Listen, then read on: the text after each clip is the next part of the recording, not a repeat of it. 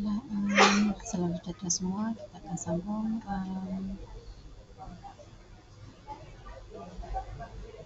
kuliah kita untuk chapter 7. Chapter 7 adalah berkenaan dengan quantity measurement. Okey, untuk quantity measurement kita akan kira berapakah kuantiti bahan-bahan yang digunakan dalam construction. Okey, sebelum itu kita lihat dahulu apakah lecture content untuk chapter 7. Okey, yang pertama kita akan belajar apa itu bill of quantity, and then we should be able to describe the uses and importance of BQ, understand taking of quantity measurement, and then kita akan belajar unit of quantity measurement. Okay, dan recognize the structural drawing. Oleh kerana kelas ni adalah secara online, so mungkin agak susah untuk saya describe lah. Okay, satu persatu berkenaan dengan structural drawing. Okay, so untuk structural drawing ni penting untuk anda kena pasti setiap item di dalam drawing. Sebab jika anda tidak pandai untuk membaca drawing, maka agak susah untuk kamu kira material yang perlu digunakan dalam construction. Okey, untuk part yang terakhir untuk chapter 7, okay, kita akan belajar untuk kira pengiraan kuantiti untuk earthwork. Earthwork ini merupakan kerja-kerja tanah, termasuk kerja-kerja penggalian tanah, okay, timbus dan memadatkan tanah. Okey, kerja-kerja piling. Okey, saya akan terangkan macam mana proses piling. Okey, proses substructure. Okey, apa struktur yang dikategorikan dalam substructure, apa itu superstructure, dan juga finishing work. Okey, untuk learning outcomes, okey, untuk first part of chapter 7, kita akan belajar berkenaan dengan BQ, dimension form, unit measurement, dan sedikit berkenaan dengan structural drawing. Okey. Okey, pertama sekali kita lihat apa itu BQ. Okay, BQ is a document used in tendering in the construction industry in which materials, parts and labor and their cost are itemized. Okay, maksudnya BQ ini dia adalah dalam bentuk satu dokumen yang mana dia mengandungi jenis-jenis material yang digunakan semasa pembinaan, okay, semasa pelaksanaan projek. Ia juga akan itemize, dia juga akan list down apakah jenis-jenis kerja yang dibuat, okay, beserta dengan cost. Okay, it also details the terms and condition of the construction or repair contract and itemized all work to enable a contractor to price the work for which he or she is bidding. Okay, so selalunya bila owner ataupun klien, okay, dia buka tender, selalunya dia akan beri BQ kosong. Dia dah letakkan jenis-jenis kerja dan juga material, dan kontraktor dia akan letakkan berapakah harga yang dia tawarkan di dalam BQ tersebut. Okey, dan biasanya BQ ini disediakan oleh QS ataupun quantity surveyor. Okay, the importance of BQ is to provide project-specific measured quantities of the items of work identified by the drawings and specification in the documentation. So, sebab itu setiap QS, okay, yang akan kira kuantiti di dalam sesuatu kerja pembinaan, dia perlu tahu macam mana untuk membaca drawing. Okey, dia kena tahu setiap apa yang dilukis di atas kertas tu, dia kena tahu. Okey, apa fungsi setiap satu tu dan macam mana cara untuk kira setiap item yang terdapat di dalam drawing. Okey. So, tujuan BQ ataupun BQ adalah to call for tenders, okay, ataupun to prepare progress payment, to evaluate non-compliance work, to order and purchase materials. So kadang-kadang semasa projek berjalan, QS juga perlu mengira berapakah item material yang sudah digunakan ataupun yang perlu digunakan.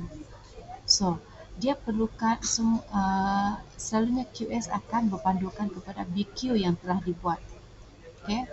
Berapa kuantiti simen yang dia perlu order, berapa kuantiti batu yang dia perlu order. Okay, semua dia kena tengok pada BQ yang telah disediakan sebelum ini. Okay. Okay, so step in preparing BQ, yang pertama sekali kita kena lihat drawing. Okay, kita kena tahu macam mana untuk interpret drawing. Okay, so kita akan lihat drawing. Okay, apakah item yang perlu dikira di dalam drawing, and then second step we have to do dimensioning and taking off of the quantities. Okay, kalau konkrit, okay, untuk pembinaan konkrit apa item material yang terlibat?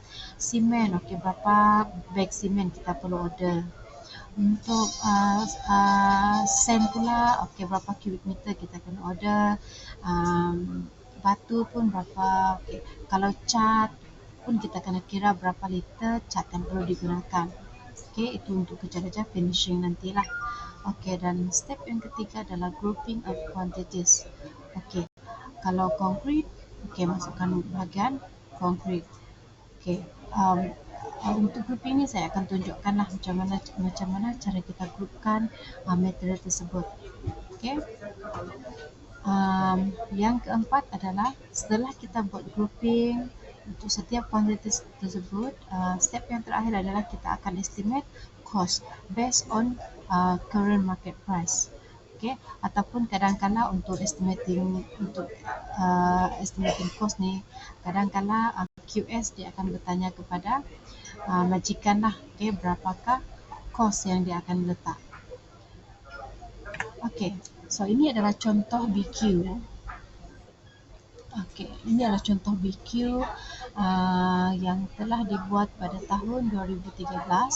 Ini adalah cadangan pembinaan bangunan gantian layanan kemudahan di Sekolah Kebangsaan Layan-Layangan, Labuan. Okay, so BQ ni adalah berkenaan dengan external work. Okay, BQ ni, okay, dia telah dikumpulkan dalam satu kumpulan iaitu external works. Okay, external works ni melibatkan kerja-kerja penyediaan tapak untuk bangunan. Okay, yang pertama site preparation and earthworks. Okay, selalunya external work ni dia termasuk juga piling, okay, termasuk site clearing, pembinaan parit, okay, itu termasuk dalam external work. Okay, kalau kamu lihat di sini pada bahagian description dia dah letakkan okay, apa kerja-kerja yang perlu dibuat oleh kontraktor. Perlu bahagian ni dia kata perlu clear all the bushes, trees, any obstruction they have to clear from the site. Okay, then filling work. Filling work ni mungkin kawasan ni dia level dia rendah. So we have to fill earth. Okay, kita kena fill tanah di kawasan ini supaya dia landai. Okay. And then kalau kita lihat di sini, to fill the average not exceeding 1.5 million using suitable material above, okay, dia akan fill tanah. Kuantiti tanah yang kita perlu fill dekat sini adalah 6,930 cubic meter. Okay. Dan kalau yang ini oleh kerana kerja-kerja ni sudah berlaku, so dia ada rate di sini RM12 untuk 1 cubic meter tanah. Okey, so jumlah keseluruhan untuk kerja-kerja tanah sahaja untuk bahagian penimbusan tanah adalah 83,000. Ini untuk timbus tanah sahaja. Untuk site preparation, untuk potong rumput, potong pokok, okey, jumlah harga yang telah dibuat adalah 45,000. Okey, so ini contoh sahajalah, okey. Contoh BQ. Bahagian external works. Okey, untuk bahagian bangunan kadang-kadang dia akan selalunya dia akan groupkan pada bahagian um, apa nama, substructure. Okay, substructure kita ada ground floor, ground floor beam, slab, ground floor slab, apa nama, footings dan sebagainya. Okay, itu adalah untuk substructure. Superstructure nanti dia akan group-kan kolom, dia akan group-kan apa nama, yes. Ah, ah, ah, ah, okay. Okay. Termasuk beam, first floor beam, second floor beam dan upper floor beam lah. Okay, semua dalam superstructure. Okay. So ini adalah kegunaan BQ. Okay, ini kamu boleh baca sendirilah. Okay. Okay, what is taking off? Next adalah taking off. Okay, taking off is a process of measuring quantities from detailed construction drawing. Okay, so proses taking off ni kita kena ada drawing. Okay, yang kedua, involve recording of quantities and written description to accompany the quantity. So yang ini kita akan lihat apa jenis material yang kita gunakan dan apa jenis apa nama, unit yang kita perlu pakai. Contohnya kalau simen kita perlu ukur dia dalam unit bega ataupun cubic meter. Okay, sand kita untuk sand biasanya kita akan gunakan unit cubic meter. Batu pun sama juga cubic meter. Okay, yang seterusnya initial stage in preparing BQ.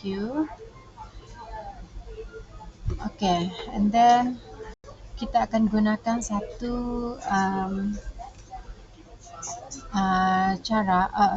kita akan gunakan satu paper, okay, yang dinamakan sebagai dimension paper ataupun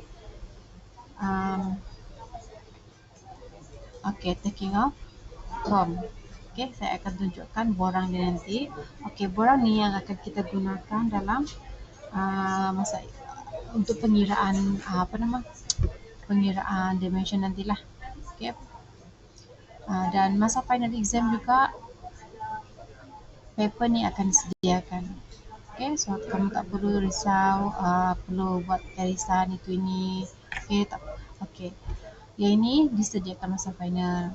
Okay, so kamu tak perlu risau, tak perlu buat garisan 1, 2, 3, 4, 5, 6 sampai 12. Okay, borang ni akan disediakan. Ini adalah dimension paper. Ada satu bentuk lagi, okay, pengiraan menggunakan slipshod form. Okay, apa itu slipshod form? Saya akan tunjukkan sebentar lagi.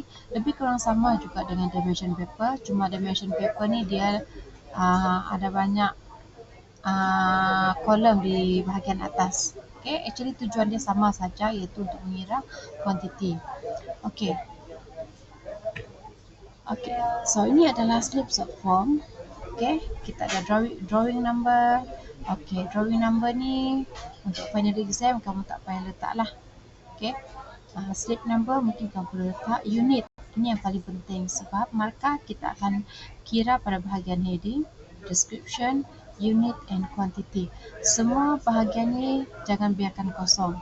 Okay, kena ada. Okay, kalau unit cubic meter letakkan cubic meter, kalau square meter letakkan square meter, kalau meter letak meter. Okay, kuantiti ni paling penting. Apa itu kuantiti? Kuantiti adalah jawapan yang akan kamu dapat pada bahagian pengiraan nanti. Letakkan pada bahagian kuantiti. Okay, ini saya dah ulang tadi. Okay, cara penggunaan slipshod form. Okay, kita ada 4 kolom A, B, C and D. Okey. Bahagian A adalah untuk time sync ataupun untuk kita letakkan bilangan berapa kali sesuatu item tersebut digunakan.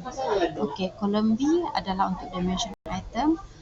Okey, nanti saya akan tunjukkan macam mana cara isi borang ni. Okey, so misal kata untuk linear measurement, linear bermaksud pengiraan direct saja. Okey, kamu tak perlu cari area ataupun volume. Okey, so yang ini, okey, dia minta pengiraan. Okey, ini dia minta pengiraan untuk homework. Okey, 100 mm times 50 mm thick stone and treated timber for roof rafter. So yang ini adalah untuk roof rafter. Apa itu roof rafter? That's why kamu kena tahu banyak item berkenaan dengan pembinaan bangunan. Roof rafter ni adalah rafter yang kita letakkan di atas untuk pembinaan roof. Dia adalah rangka kepada roof. So kita akan letakkan rafter di bahagian atas sebelum kita letak atap. Okey, so dia letak di sini. Panjang kayu yang digunakan adalah 2.5 meter. So 2.5 meter dia letak di sini. Dan jawapan dia adalah 2.5 lah. Dia tak dikalikan dengan mana-mana jumlah. So dalam ni graph description ni dia tak nyatakan berapa bilangan. Okey, area of measurement ini sebagai contoh ada pengiraan topsoil untuk excavation. Okey, yang ini pun kamu kena tahu. Okey, step by step construction of building. Okey, yang pertama sekali antara step terawal untuk kita bina bangunan adalah kita kena buat topsoil excavation. Topsoil excavation ni adalah untuk topsoil excavation. Katalah ini kamu punya tanah. Ini adalah ground level. Pada awalnya tanah kita akan ada banyak rumputan. So kita kena clear semua rumput ni. Ini yang dinamakan sebagai topsoil excavation. So kita akan excavate sebanyak 100 mm ataupun 10 cm. Bersamaan dengan 10 cm. So semua ni kita akan clear dahulu sebelum kita bina bangunan. So berapakah harga untuk red topsoil? So kita kena untuk tahu harga, kita kena tahu dahulu berapakah jumlah area yang terlibat. So 14.6 panjang. Ini adalah panjang darab dengan lebar. So 14.6 darab 12.6 kita akan dapat 183.96. So ini adalah luas keseluruhan area yang kita akan excavate lah, untuk remove the topsoil. Next adalah volume measurement. Untuk volume measurement, volume ni bermaksud kita akan darabkan panjang, darab lebar dan darab tinggi. Contoh di sini adalah excavation of trench ataupun katalah kita bina longkang. Excavation of trench not exceeding 1.5 meter depth. Apa itu trench? Trench ni katalah kita gali batu. Ini adalah trench. Dan kedalaman trench adalah 1.5 meter. So ini adalah trench. So untuk dapatkan berapakah kapasiti tanah, yang kita perlu gali.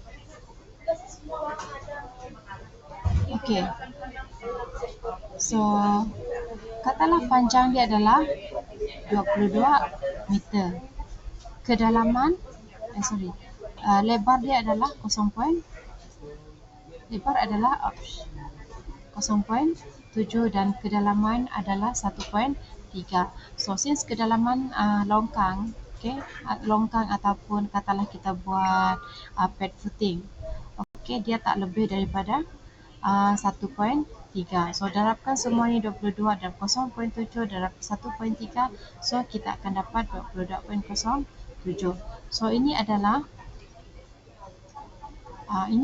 volume yang kita dapat. Okey, so volume ni nanti kamu kena masukkan dalam quantity. Okey, masukkan pada slip short form pada bahagian quantity. Okey, masukkan di sini. Okey, number of measurement yang ini tak perlu pendarapan apa-apa. Kalau katalah kita kira bilangan ceiling fan in the building, dalam drawing kita tengok ada 5 ceiling fan dan letak aja 5 and then jawapan adalah 5. Okey. So, sebelum kita belajar macam mana kira taking off, kita lihat dahulu yang ini boleh skip kita lihat dahulu macam mana cara untuk baca drawing. Okey. Quantity of measurement. Okey, ini adalah unit-unit yang terlibat. Untuk length kita akan gunakan meter, area square meter, volume cubic meter, weight kilogram, numbers lah, time, hour. Okey, ini adalah standard unit untuk pengiraan quantity measurement. Okey. So, structural drawing, ini adalah contoh structural drawing. Ini adalah untuk piling point.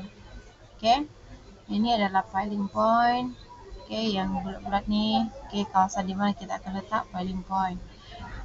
P1 untuk parket, C1 mewakili kolom. Okey. So, untuk parket 1 jenis pada bahagian ni jenis kolom yang digunakan adalah C1. Okey, kalau dalam drawing nanti dia akan tunjukkanlah akan ada description untuk apa itu kolom C1, apa itu kolom C2, C3 dan C4. Okey, perbezaan kolom ini mungkin terdapat dari segi jenis besi yang berlainan. Okey, mungkin C1 dia gunakan Y12 ke, C2 mungkin dia guna Y16, C3 mungkin dia gunakan Y14. So dia bergantung, ataupun design dia tak sama. Dimension of the column tak sama.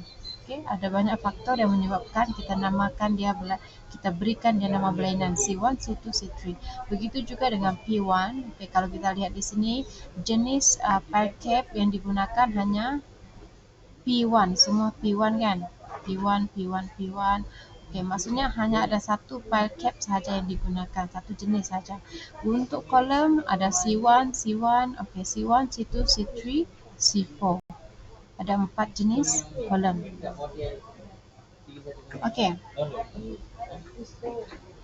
Ini pula adalah details untuk ini yang saya katakan tadi, jenis-jenis kolom. C1, kalau kita lihat C1, saya harap semua boleh nampak. Kita ada C1, C2, C3 dan C4. Yang membezakan semua adalah kalau kita lihat size semua lebih kurang sama, 200 darab 450. 200 darab 450 semua sama. Tetapi yang membezakan dia adalah jenis-jenis reinforcement yang digunakan. Jenis reinforcement yang digunakan, dan juga cross section of the column.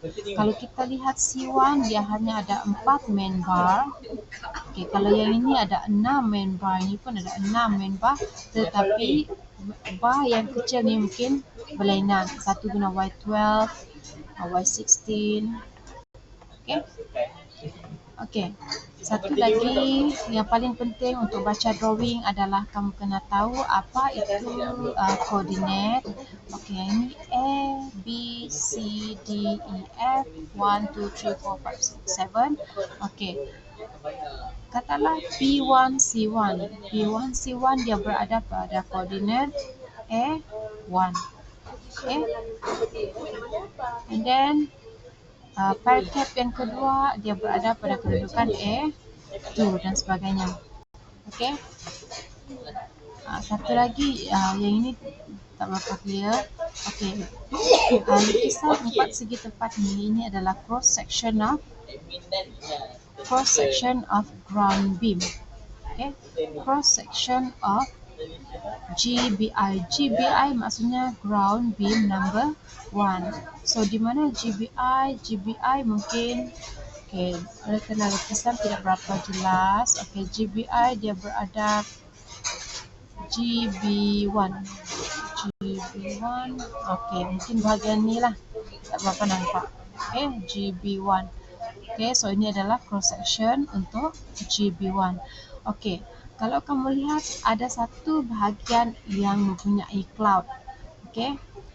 Kalau kamu lihat di sini ada garisan berwarna merah. Ini adalah cloud. Tujuan kita buat cloud di sini ada satu, dan tujuan cloud berwarna merah ni adalah ada perubahan pada drawing mungkin ini adalah drawing yang terbaru lah. Mungkin drawing sebelum ini ada kesilapan. So pihak yang terlibat dia issue another drawing. So dia highlightkan di mana kedudukan pembetulan. R2. Kedudukan beam secara mendatar pula. Kalau kita lihat bahagian ni GB3. Kita boleh lihat sambungan besi daripada pile cap. Ini pile cap, sambungan besi daripada pile cap kepada dari pile cap dan ke beam. Dia tak berapa clear lah. Nanti kalau ada chance face to face, saya boleh tunjukkan macam mana cara untuk lihat besi di dalam drawing. So ini pula adalah drawing untuk beam. Drawing untuk beam pun berbeza-beza mengikut load lah. Selalunya setelah engineer dia buat pengiraan pada bangunan, dia akan tentukan apakah jenis besi yang sesuai untuk sesuatu structure. Katalah untuk beam ni, kenapa perlu ada R10, kenapa spacing perlu 2 to 5. Semua ni ada dalam pengiraan masa nanti kamu akan belajar masa semester 5 lah. So kalau kita lihat sambungan besi pada beam ni, lebih kurang sama sahaja, cuma mungkin berbeza dari segi berbeza dari segi spacing. Berapa lebar tie. And then overlap dia berapa. 2100 ni. Yang ini dan ini adalah overlap. Sebab biasanya kita punya beam agak panjang. Kadang-kadang panjang besi tak sampai. So kita perlu satu section di mana besi kita nanti akan overlap. So itu pun kita kena design juga. Berapakah panjang overlap? Itu untuk drawing beam. Ini untuk staircase. Saya tak dapat bincang lebih lanjut untuk bahagian ini sebab saya kalau dapat face to face baru senang.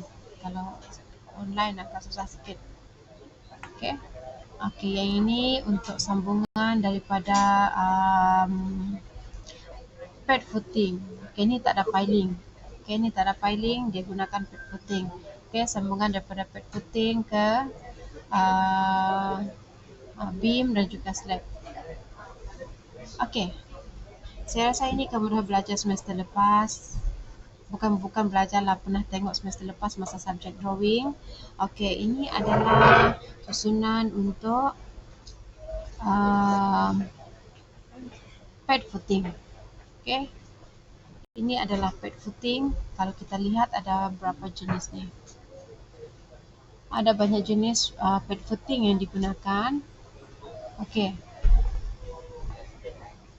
Okey, kalau kita lihat FG4, FG1, FG2, FG3. Okey, dia mempunyai saiz pad footing yang berlainan. FG4 saiz dia 1475 by 1325 dan bulatan tengah ni bulatan tengah. Apa nama? Ya, warna hitam di tengah-tengah ni adalah kolom. Okey, ini adalah plan view. Okey, bahagian yang besar ni adalah pad footing dan yang berada di tengah-tengah ni hitam ini adalah kolom. Dan jenis kolom untuk koordinat B2 adalah C4. C4 adalah jenis kolom yang digunakan. Okey, ada banyak jenis kolom yang dia pakai di sini. C4, C1, C2, C3. Maksudnya setiap satu pad footing yang digunakan berlainan kolom berlainan kolom. Okey, lain jenis footing, lain jenis kolom yang dipakai. Okey.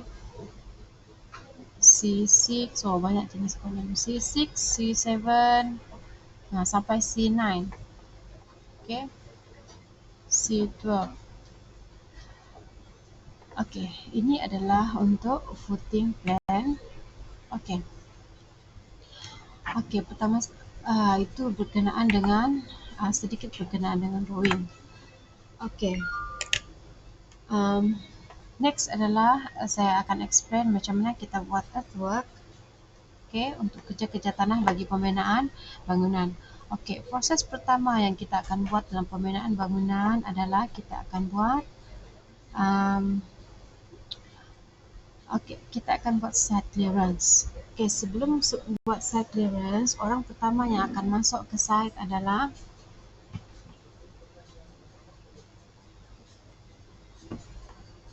surveyor.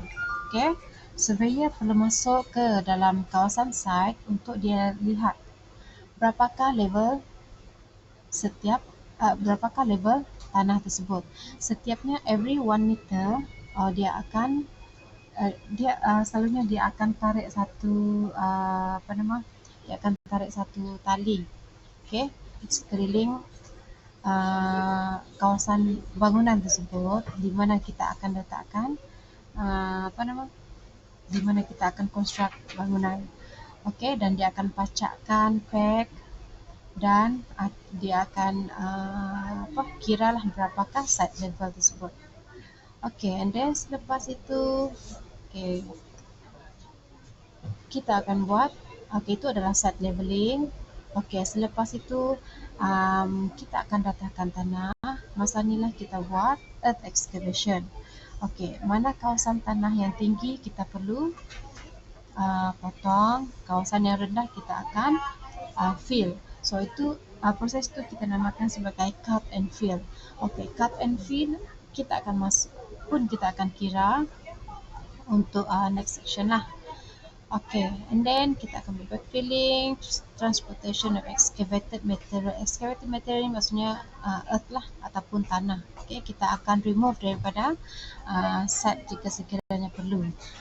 Okay, so biasanya untuk pengiraan tanah, okay, kita akan kira luas ataupun kita akan kira luas dan juga volume tanah.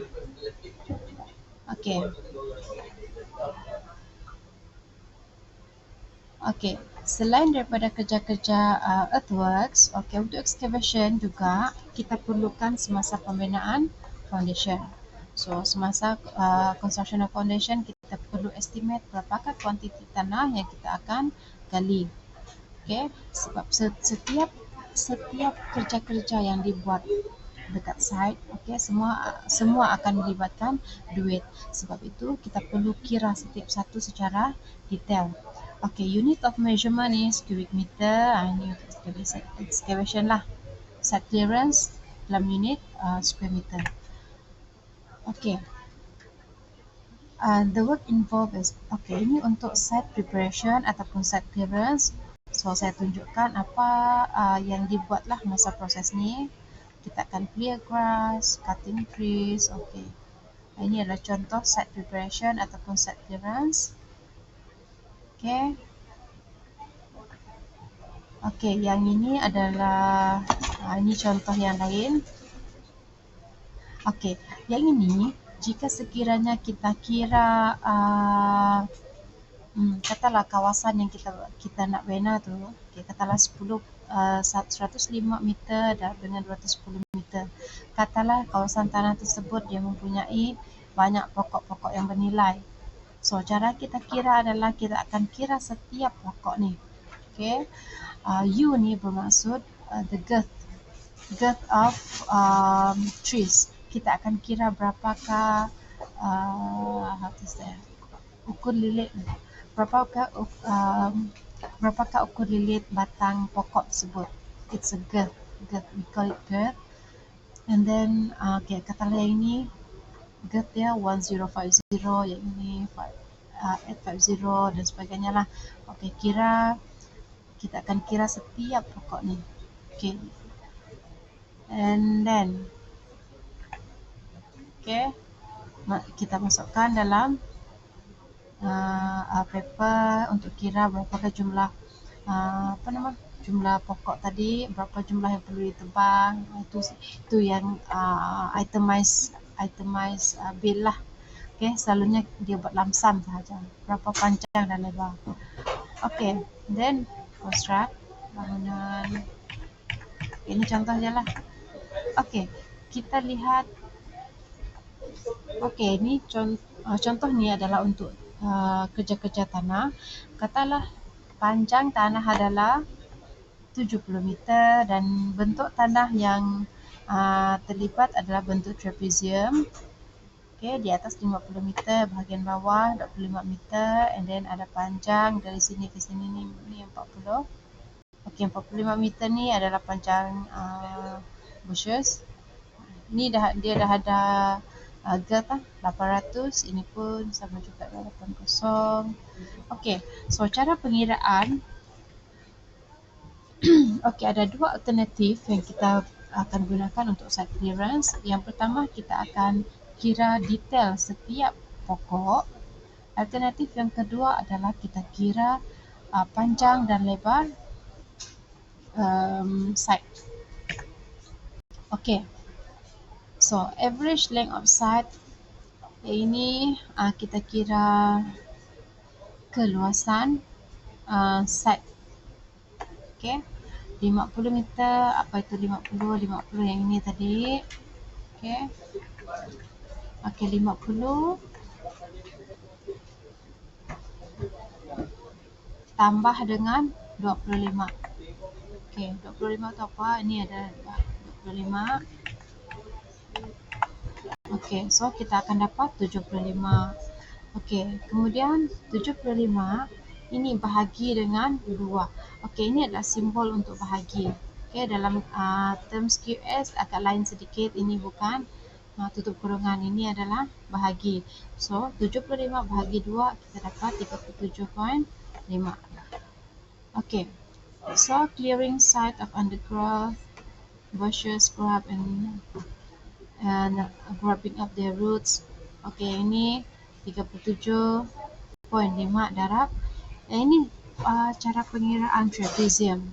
Okay, cara pengiraan trapezium darab dengan panjang 70 meter. So, dapatlah kita keluasan site. Okay, keluasan site untuk clear rumput-rumput sahaja. Okay, untuk pokok pula, okay, kita akan bahagikan dia kepada beberapa kumpulan. Cutting down trees not exceeding 200 mm not exceeding NE for not exceeding 300 mm GTH at 1 meter above ground. Okay, so ini kita lihat ada 2. Kenapa 2? Okey, kita lihat bahagian ni, cutting down trees 300 to 600 mm ke. Okay. Satu, kurang daripada apa tadi? Kurang daripada 300 mm ke. Okey. Satu di sini 280, 250. So ada 2. That's why dia letak di sini 2. Okey. Dito bermaksud dia akan ulang balik ayat bahagian atas ni, tetapi details dia adalah masih ayat yang sama, kecuali yang ini exceeding 300 but not exceeding 600. Okay. So kalau kita lihat di sini ada 5, tak lebih 600, lebih daripada 300 tetapi tidak lebih 600. So kiralah tadi 1, 2, apa lagi?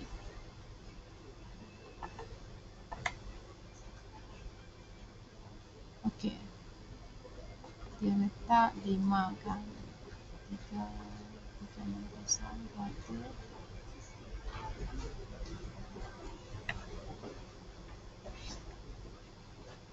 Ada 5.